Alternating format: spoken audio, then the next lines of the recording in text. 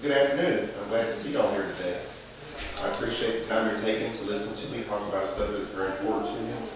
It's called healthy boundaries. And I think that everybody here has an idea of what healthy boundaries are, but I used to think I did too. And since I've had some training in that area, and since I've had some issues in my life about boundaries, I decided to share this with you today. I want to help you get a better understanding of what actually a healthy boundary is. We know what boundaries are between states and cities and things like that. But boundaries between us, that's a little bit different. Because different people have different boundaries.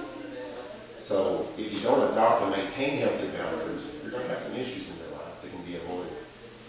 So I want you to imagine if you went through a whole week without offending anybody or without being offended.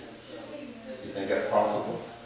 Probably not. And what if you have Facebook, right? I mean, you're really at more risk because we have this desire as human beings to share our soul, share what we really think and feel.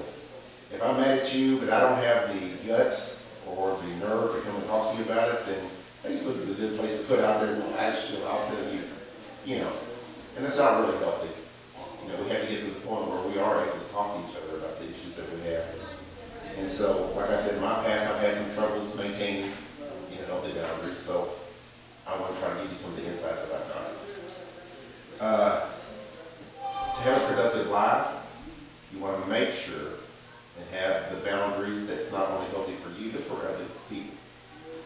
And so I'm going to talk reasonable expectations are the key to having healthy boundaries. And what's reasonable to one set of people may not be reasonable to another set of people. So I've tried to define that by it's the line where my stuff ends and where your stuff begins. That's a reasonable expectation. Healthy for you is not going to please some people. And that's something that you have to be prepared for. People's boundaries are not, healthy boundaries are not going to please you sometimes. Because we have expectations that we put on people that are not reasonable. If you know people in your life that have a history of not acting reasonable, and then you put a reasonable expectation on them, well, they ought to know better than that. Actually, who's at fault if you get offended? That's you. That's right.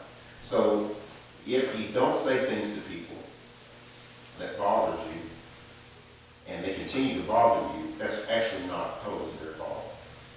It's your fault. But some people use these excuses. Well, I'm the kind of person I don't want to cause trouble. I don't want to cause an issue.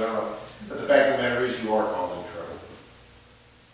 You are causing that person more trouble. You're not doing them the favor of letting them know that there's something bothering you. And in the future, they're going to bother other people because you failed to say something.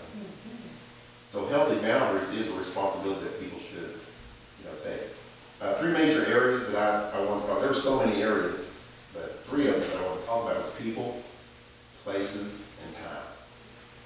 So I just kind of covered people.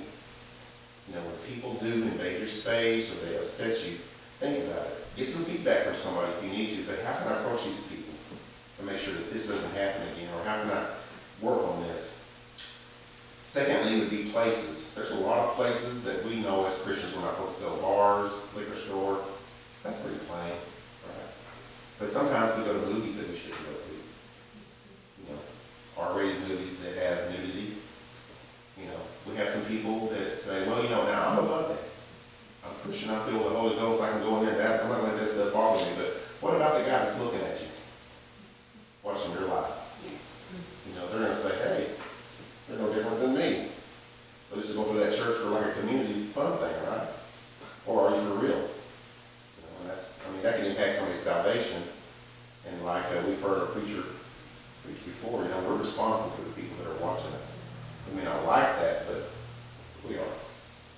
And the toughest one of all is time. We are procrastinators in this country. We know that there's stuff that we got to do, and we just refuse to do it. Well, some people, it works if they make a to-do list, they write it out. But we have technology today that can help us. I even mentioned this to my mother at one point. You have a calendar on your phone. Put an appointment in it.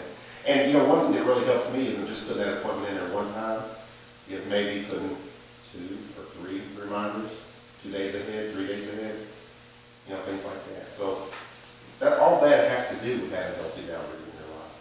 You know, to make sure that you keep up your responsibilities, places you're supposed to be, promises that you keep. And I just want to make sure that you understand that healthy boundaries isn't, I just want to remind you, it's not just about you. It impacts everybody around you. And so I want to thank you for listening to me today. And if you have any suggestions or questions afterwards, then I'll let you know.